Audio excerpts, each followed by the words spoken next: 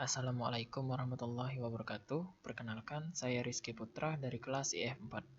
Di sini saya akan mempresentasikan mengenai rendering, yang merupakan pewarnaan dan pencahayaan. Rendering. Apa itu rendering?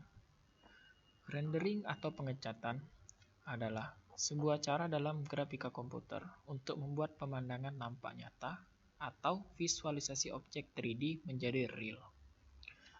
Adapun beberapa faktor yang mempengaruhi rendering, yaitu faktor cahaya, light atau lighting, sifat atau karakteristik bahan, posisi kamera, dan lain sebagainya. Kita akan masuk ke pembahasan pertama, yaitu pengenalan warna. Warna merupakan hasil persepsi mata manusia dalam melihat suatu objek. Berdasarkan hasil penelitian Sir Isaac Newton pada tahun 1666,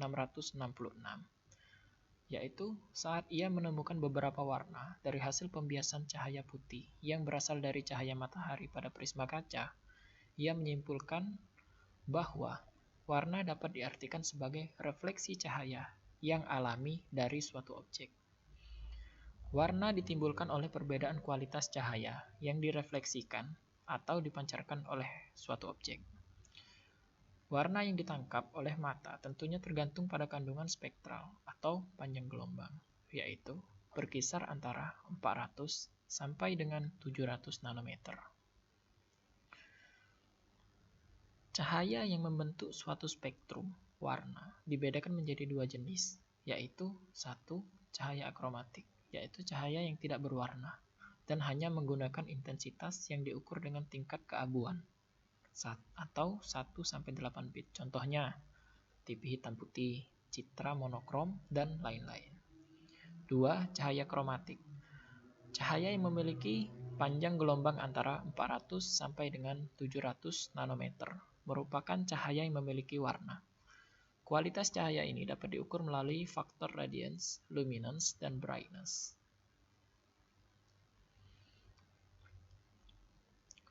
Adapun kualitas warna, dalam mengukur kualitas warna ditentukan oleh beberapa faktor, yaitu sebagai berikut. 1. Radiance, total jumlah energi yang terdapat pada sumber cahaya diukur dalam satuan watt. 2. Luminance, jumlah energi yang diterima oleh observer atau mata dari sumber cahaya diukur dalam satuan lumen atau lm.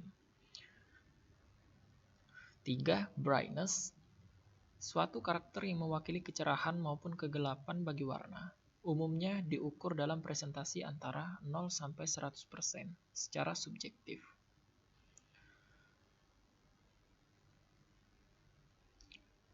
Karakteristik warna. 1. Brightness dapat diartikan suatu gelap dan terangnya sebuah warna. Misalnya, sebuah warna akan terlihat berbeda ketika dalam keadaan remang-remang atau dalam keadaan terang. Nah, hal ini merupakan pengaruh dari adanya brightness ini. Hue, 2 hue, diidentifikasikan sebagai kelompok warna atau warna dominan. Misalnya, kemerahan, kekuningan, kehijauan. Selain itu, hue juga dapat memberikan kepekaan setiap warna pada objek. 3. Saturation atau saturasi warna. Disebut juga chroma, yaitu ukuran kemurnian dari warna dan seberapa tajam dan tumpulnya warna tersebut. Kita akan masuk ke pembahasan tentang model warna. Ada dua pengertian dari model warna, yaitu spesifikasi dari sistem koordinat, suatu subspace di dalam sistem koordinat di mana warna masing-masing diwakili oleh suatu titik. Model warna berfungsi untuk memfasilitasi spesifikasi warna baik pada hardware maupun pada software. Contoh-contoh model warna adalah sebagai berikut. 1. RGB atau red, green, blue, CMYK, HES, HSP, HSL, YIK, YUV, YC, BCR, dan warna trismulus CIE, XYZ. Pada pencahayaan atau lighting, pengenalan cahaya, suatu objek yang dapat ditangkap oleh mata dan kemudian direpresentasikan ke dalam definisi warna tertentu disebabkan karena adanya sumber cahaya yang merefleksikannya. Cahaya tersebut dapat datang dari berbagai arah atau sumber, baik penerangan langsung maupun dari pantulan objek di sekitarnya. Jadi, apakah cahaya itu? Cahaya dapat diartikan sebagai sebuah radiasi elektromagnetik atau partikel-partikel foton yang memiliki karakteristik panjang gelombang tertentu.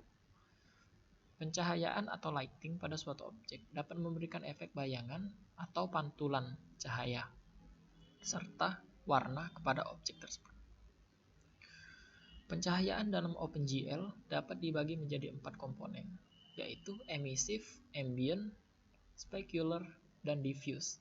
Keempat komponen tersebut secara terpisah merefleksikan cahaya yang kemudian bergabung menjadi satu. Namun, di dalam keseharian, sumber pencahayaan yang ada di sekitar kita hanya terdiri atas 3 komponen saja, yaitu ambient, specular, dan diffuse. Hal ini karena emisif merupakan cahaya yang timbul dari hasil radiasi objek itu tersendiri. Nah, kita akan membahas tentang ambient. Ambient atau cahaya ruang merupakan sumber cahaya yang berasal dari segala arah. Cahaya ruang yang paling kuat adalah cahaya yang berasal dari dinding kamar atau ruangan. Hal ini bisa dilihat pada saat tidak ada penerangan apapun, sebuah benda atau objek tetap dapat terlihat oleh mata meskipun nampak gelap. Sedangkan cahaya ruang yang lemah pada cahaya yang berasal dari luar seperti cahaya bulan. Pada saat cahaya ruang datang ke permukaan, cahaya tersebut dipancarkan ke segala arah. Nah, hal inilah yang membuat cahaya yang berasal dari luar merupakan cahaya ruang yang paling lemah. 2, kita masuk ke diffuse.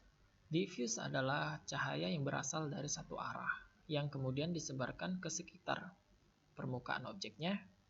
Segala cahaya yang datang dari arah atau posisi khusus kemungkinan juga termasuk cahaya diffuse. Permukaan benda atau objek yang umumnya bersifat menyebarkan cahaya seperti kayu, pasir, kain wol, kapur, dan lainnya.